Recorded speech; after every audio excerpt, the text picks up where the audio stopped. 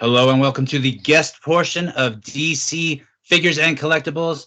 Tyler and Scott back with you, and we are joined by Dan of Tiny Epic Photos, and he is also more near Scott's area of town than where I am. So if you are taken by his sweet British accent, then you know where that he is near Scott. We're happy to have him. If you are not following him on Instagram, again, you can find him at Tiny Epic Photos, just as it sounds, just as it's spelled. No underlines or anything like that. And if you look at his photos, you will see that he definitely has his own style. It's easily recognizable after you've seen it.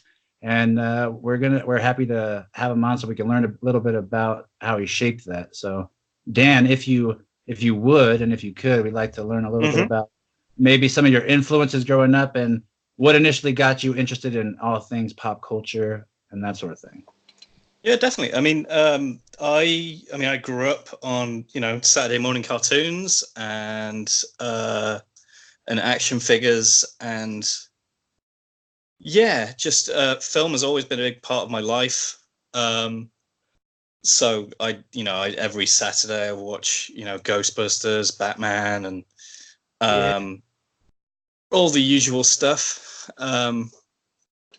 Big fan of the 90s Spider-Man and X-Men series as well. Classics. Yeah. And then sort of educationally, I studied filmmaking at university, and that was always sort of nerding out on film and whatnot. Just really drives my style.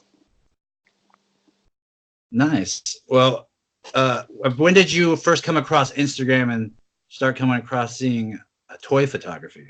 So toy photography, I started doing so. I started collecting Lego again about 4 years ago. Oh, no. And at about the same time, I got really into macro photography. And as Scott will attest, being in the UK, going out, taking photos outside, not always possible because the weather sucks. Yeah, absolutely. Couldn't agree more with you on that.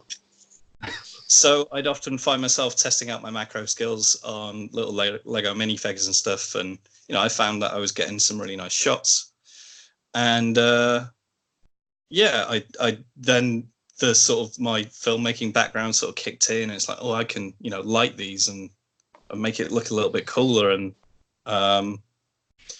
that's sort of how my style developed. Is just, and they were rubbish at first, but I started putting them on Instagram, and I, looking at what tags I should be using, and then following those tags and finding other toy photographers, and really started getting into the community. And it took a couple of years for me to start sort of taking it seriously. And it was, I think, January last year where I set up Tiny Epic Photos. Nice. On Instagram, and started sort of posting daily and working with practical effects and stuff like that, just to bring my photos to life. Yeah, special effects is something that we've been talking about in the pre-show to this podcast, actually, and how it helps, and how it helps with storytelling and things like that. So one thing that obviously noticed looking at your page is that you don't overdo the special effects. Is one thing that I really, really like, because you see a lot of people when they just Photoshop it to hell or something, but it looks brilliant. I love the subtlety. Like, for example, we're look at this picture now of the Bat Cycle. I'm an animated series fan. It's very easy for us to look at that, and I love the special effects that you've put on that. It looks awesome. Yeah, for that one, it was just so I use Atmos aerosol as a lot of toy photographers do. Yes, takes so much of our money. Yeah. So nice bit of backlighting and just some Atmos to sort of try and get that sort of pushing through smoke in a foggy Gotham street. But I think I also put some motion blur on in Photoshop, but not too much. You don't want to ruin the aesthetic. How do you find atmosphere aerosol? Because I feel like sometimes it's brilliant, and other times it's just so frustrating. It can be really tricky to and I find it's all about light placement. Yeah. So if you want to get like that low fog, you got to have a really low backlight, but also at the same time reinforce that backlight with a downlight so that you get like a nice flat plane, if that makes sense. Right. Okay. Yeah. But yeah, no, I know what you mean. And shutter speed and everything will play into sort of how well it comes across in camera. Now, do you have a significant other? I do have a partner, yes. Now, what do they think of your hobby and everything that's going on your Instagram? Oh, she really, she enjoys it. She has to put up with a house full of toys. At no point has she discouraged me away from it. She's really encouraging, and yeah, I couldn't ask for a better partner in this, I don't think. Nice. That's always good to hear that, especially that someone's supportive of something that you love. Yeah, good. And she spends about as much on baking and cookbooks and stuff as I do on figures, so we each have our own thing. Nice. Plus, you winning that, getting the baking. Oh yeah, so much cake. That's perfect. Now, when do you attempt to do these photos? Is this something that you do at night as something like a wind down? Do you do this during the day? When do you find time to take your photos? And is it something that you like to take your time with? Is it as quick as possible? What? I like to take my time with something. So there'll be sort of two ways I'll approach a photo. Either it'll be an idea I've had for a while, and it's something I'm just trying to work through. And with those big ideas, I like to, I can take up to sort of six hours to, from start of the shoot to, actually finishing it off. So point of the day, it's usually when I finish work. Okay. So I'm a freelance animator. Nice. Which means I work from home anyway. And I have my Mac on one side of the room, and I have my photography stuff on the other. And most of the time it's like, right, done work, and I'll just swivel my chair around and I'll get going on some toy photos. Nice. Just switch the alter egos that quickly. I love it. Yeah. And other times, I might spend like a Saturday. So I'll, I think a couple of my Star Wars shots recently were, they took a little bit more time in setting up. So it's nice to start play around with setting figures and the perspective, and maybe in the afternoon set up the lights, and just really take a slow process with it. Nice. That sounds very the way it should be done. Yes, and it's not always that way. Sometimes it's rushed, and sometimes it's frustrating, and everything's fallen over, and I walk away. Now you do shoot. So go ahead. I think as time goes on, I'm getting those less frustrated moments, because it's starting to feel a bit more natural to pose and light, and stuff still falls over all the time because I rush like nothing else. Well, I gotta say, it definitely looks like you take your time in all your photos. Nice one. In terms of what figures you like to shoot, it looks like you have a lot of different figures from different brands, different lines. What do you find? What do you find that you like to gravitate towards and pick up over the others? It really depends what sort of mood I'm in. So I probably did more Marvel sort of this summer with the build up to Infinity War and stuff, and it's, I get caught up in the hype with things. And then, lately I've been doing a lot of Star Wars stuff because I've got a lot more, I bought more of the new waves of the Star Wars figures. So I've been using those a lot more in my shots. And yeah, it's I do a lot of Zelda shots as well. Zelda's always a big thing that I like to shoot just because I connect with the character so much. And the Zelda franchise has been, gaming itself has been a huge thing throughout my life as well. But yeah, it's really just whatever grabs my attention, whatever grabs my imagination, and, where the mood goes. And you still like to throw in the occasional Lego shot here and there as well. I do like to throw in the occasional Lego shot here and there. It's they're tricky to do. Like, it's obviously how I started out, and I really enjoy doing them. But like getting the emotion out of something that has like 4 points of articulation or 5 points of articulation, and is so small, is a challenge, and it's one that I sometimes really enjoy.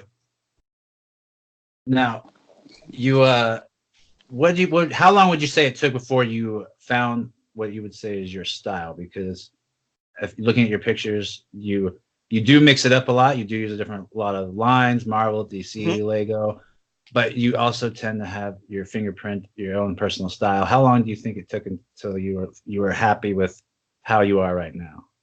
I don't know if I found it yet. Like, personally, like, okay. I'm always trying to change it up. Like, I'm always, if something starts feeling samey, I'll try and do new stuff.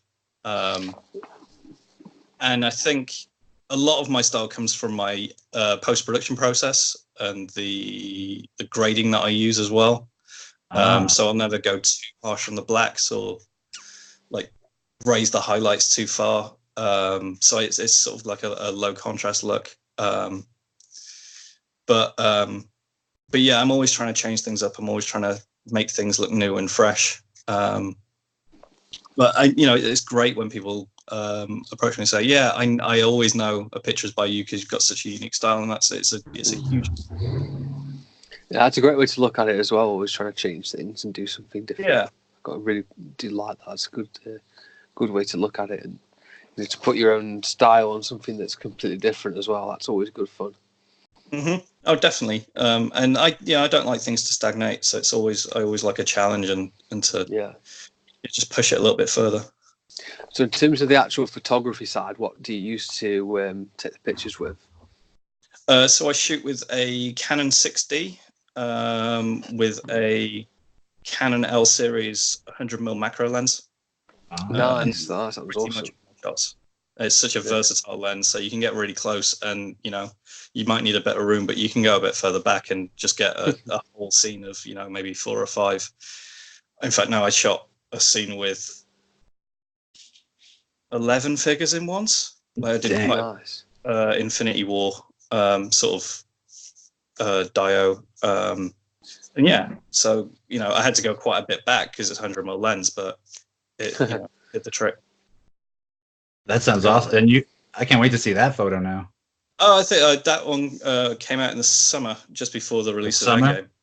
Okay, I'll have to go back and look at that then.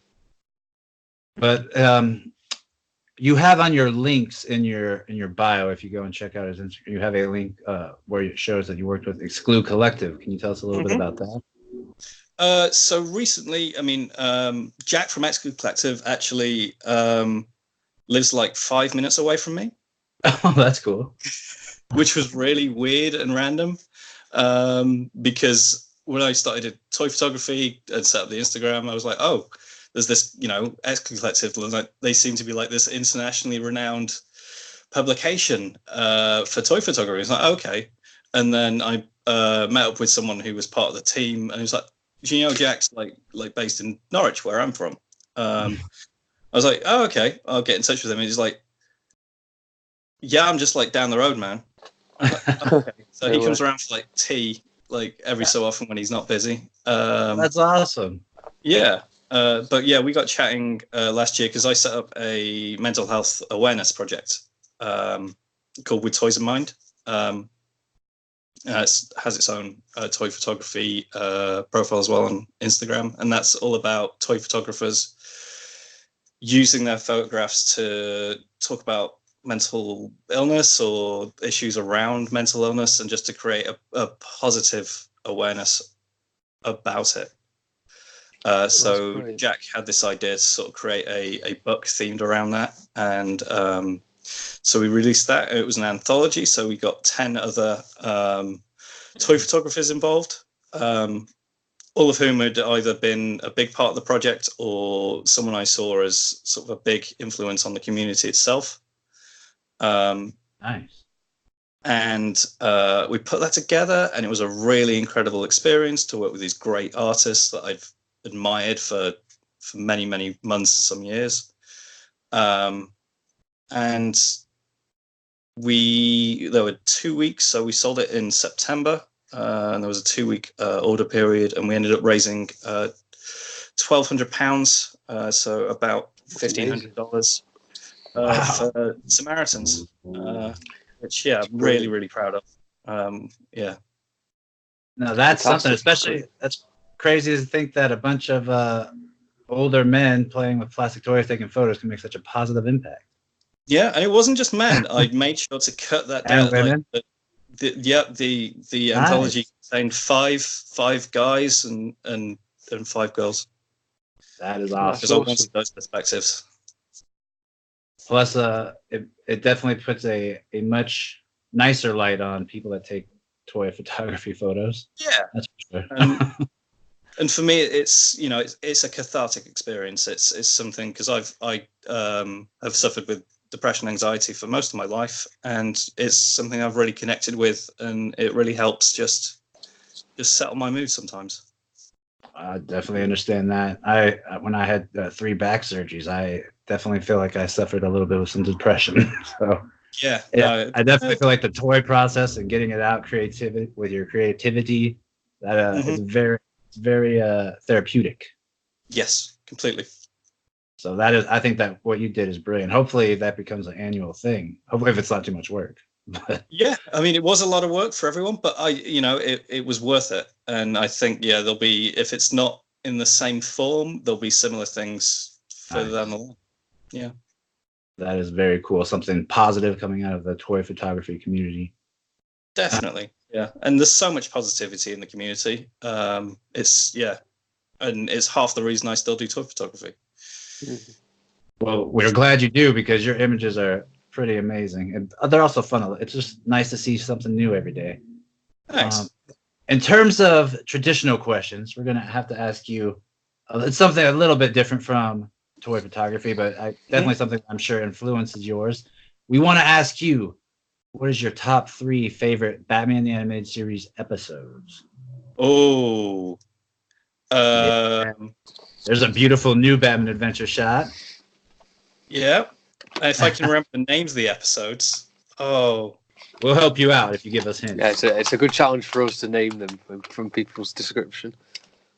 I really like Batman in the Basement. That's okay, with the penguins. Oh, cool. A terrible episode, but I love it. The nostalgia. Yeah, the nostalgia.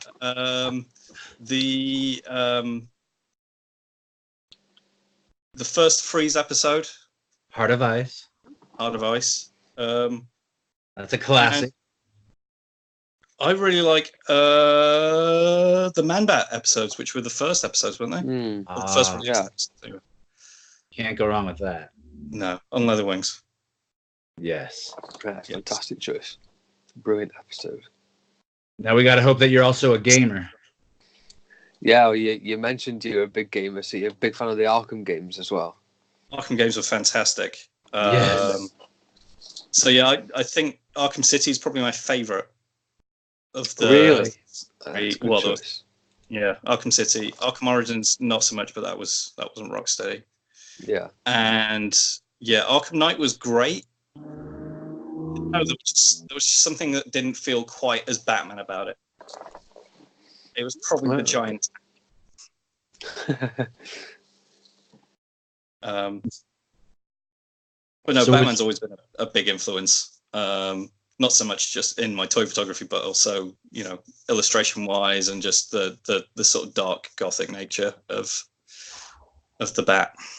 Yeah, is Batman your favorite superhero?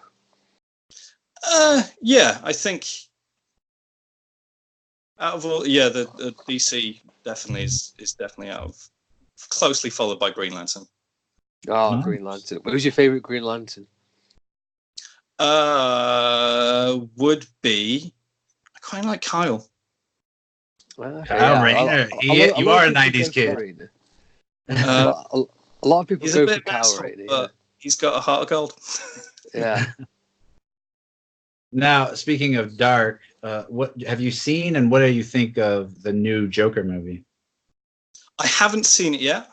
Oh no, you need to go see it. On my Man. It's list. amazing. Very busy few weeks, so I've not had a chance to get out and go to the cinema. But I definitely want to catch it at some point, and I've heard some really good things. I cannot wait to hear your thoughts. Yeah, no, it's so hopefully in the next week, because work has been really busy over the last month or so. So yeah, in the next week or so, I plan to sort of maybe have a cinema day and just go and binge everything that I've missed. Oh man, you got to do it. Yeah, you're gonna love Joker. It's freaking amazing. Cool.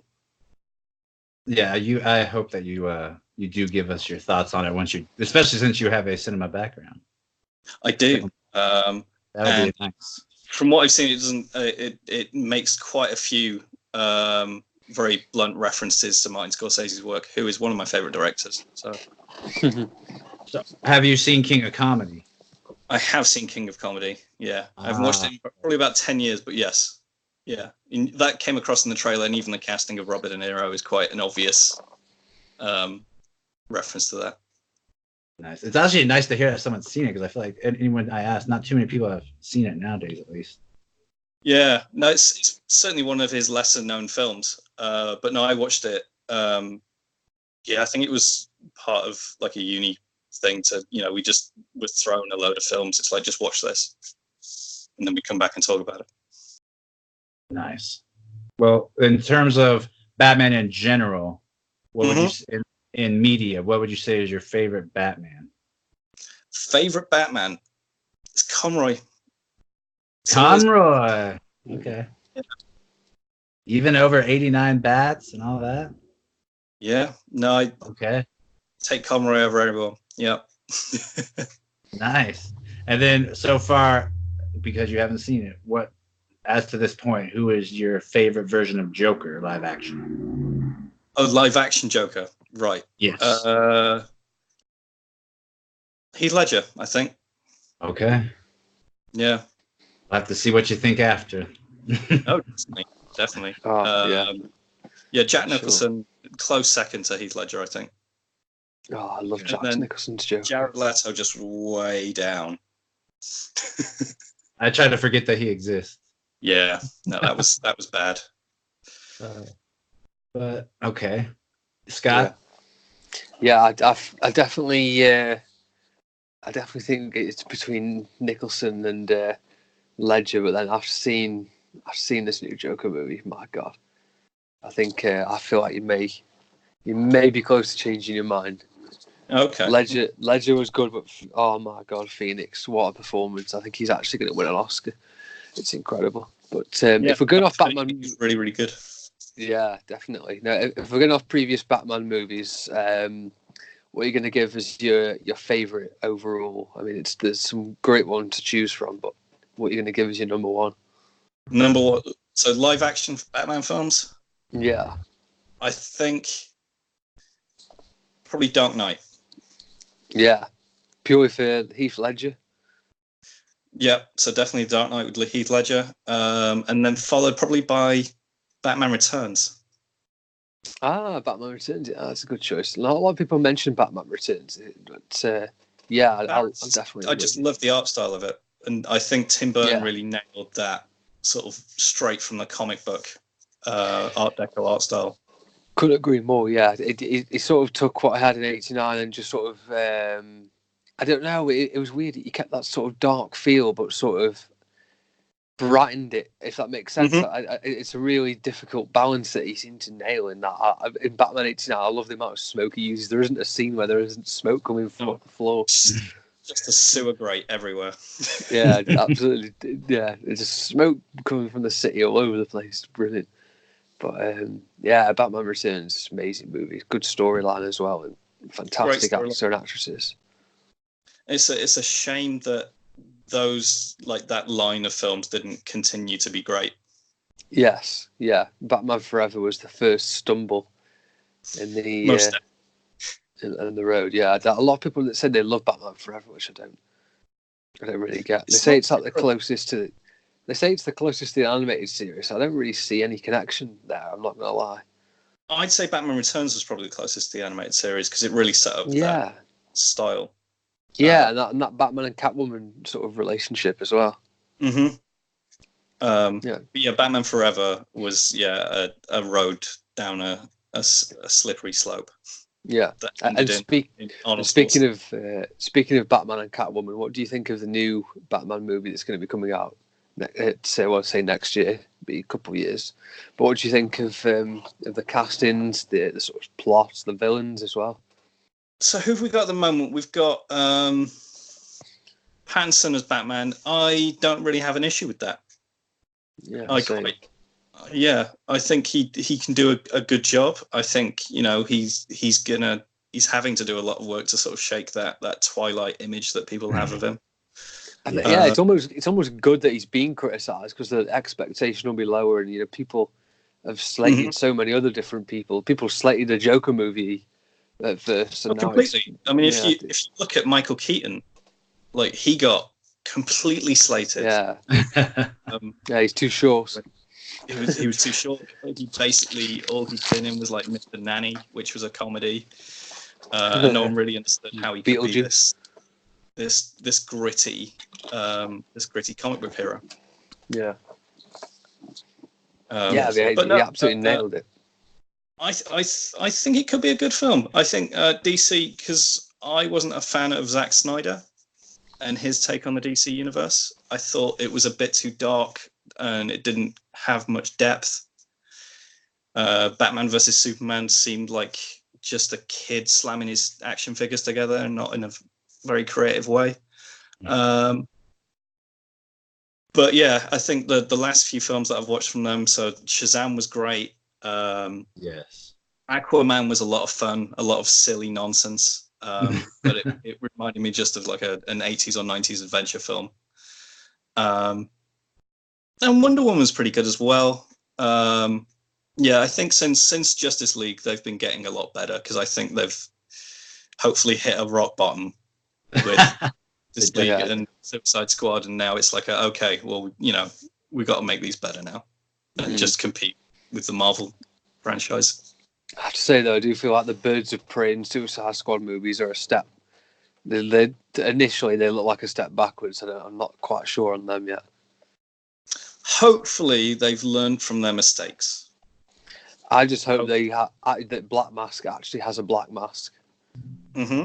Because Ewan McGregor does not look right so far for a Black Mask character. No, I would agree. Ewan McGregor for me is always going to be a clean-cut, good guy. Obi-Wan. I'm really going to struggle to see him as a mobster. Yeah, it's weird. And initially, people were saying that he's going to be one of the best villains that they've seen, but I'm not entirely convinced by that. He looks a little bit too camp to be Black Mask. Mm-hmm. Black Mask is a gritty, an Arkham Origins gritty mob boss, like you say. And he's all about money and cares little else for things. And it just doesn't seem to quite fit so far. It's very strange. No, but then Heath Ledger's Joker. No one saw that coming. Yeah, I suppose so. Yeah. There's new rumors where Golem might be Alfred. Have you seen that? I have. Yes. Fantastic rumors. It is a fantastic rumor. I think Andy Serkis, they might do a lot of aging of him, but he feels a bit too young to be an Alfred. He kind of does, unless he's like super involved. Yeah, they might sort of change Alfred's storyline a bit, but for me, Alfred has always been sort of a stalwart of the Wayne family. I see him as looking after Thomas and Martha through their adulthood, and raising their kids. So it always felt right that he be in his sort of 50s, 60s. Yes. Yeah, so glad we are actually getting an Alfred, because there was strong rumors it was going to be a female assisting Bruce, which is just one of the most garbage PC things I've ever heard. So I'm glad it looks like we're getting Alfred. It worked. It's too PC. Just stick to the comic book. If you want to get a woman involved, do a Batgirl movie. Yeah, there wasn't. You could use that 1966 character. Wasn't there a female around the Batcave, or not the Batcave, but she was around Wayne Manor at least? They could have just cast somebody that is actually a character around Bruce that is who is female. So like in the animated series, you've got the name escapes me right now. I forget, Tyler, you'll know who I'm Leslie talking Tompkins? about. Leslie Tompkins, of course, yeah. Oh, yeah. So they could just cast her and had her as a good involvement, and that would have she's been in the Batcave. Yeah, that would have been a good. That would have been a good way to do it, rather than recasting Alfred, which thank God they're not going to do. Yes. Because who else we've got rumored? We've got Colin Farrell rumored. Yeah. Matthew McConaughey. I mean, there's just so many. They're just going to throw names until some of them stick, aren't they? Yeah, Jonah Hill was supposed to be Penguin. Matthew McConaughey as Two-Face, though, that could really work. That could, or it could be like you're watching one of those Lexus commercials. Brilliant. But yeah, he has the potential to be good as long as he's able to switch out of that Southern accent. Yeah. But that'd actually, that could work. And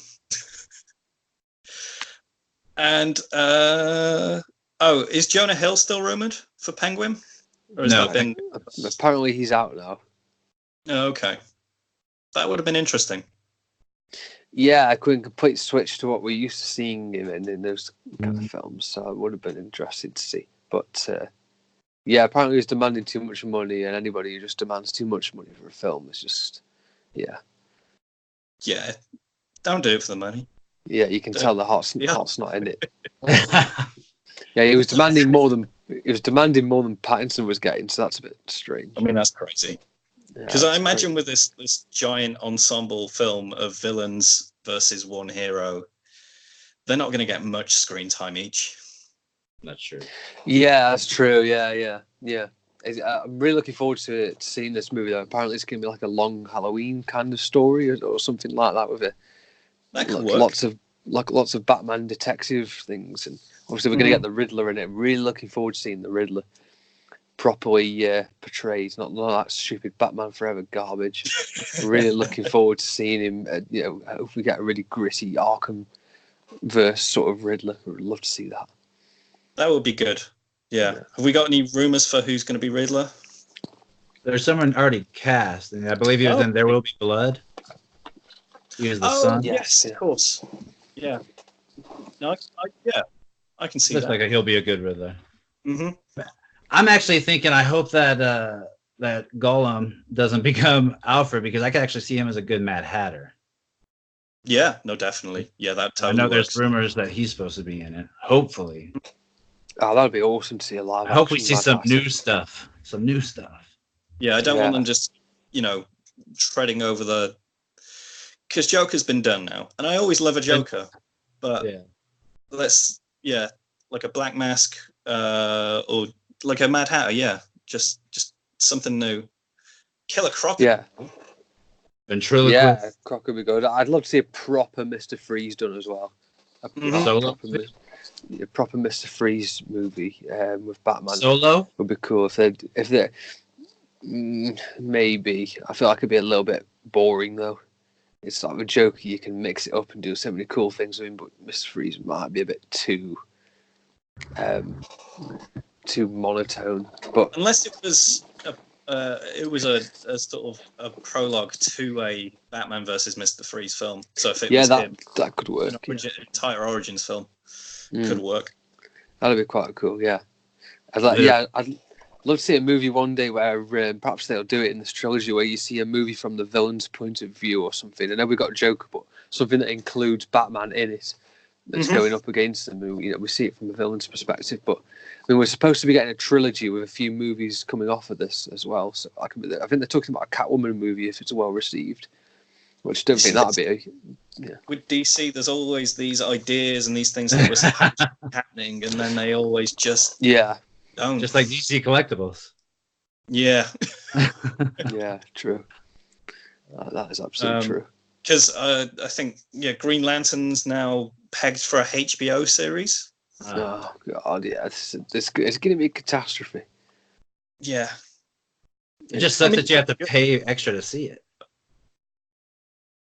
Yes. Yeah. I mean, yeah. Either side of the Atlantic, that's quite a bit of money just to watch Green Lantern.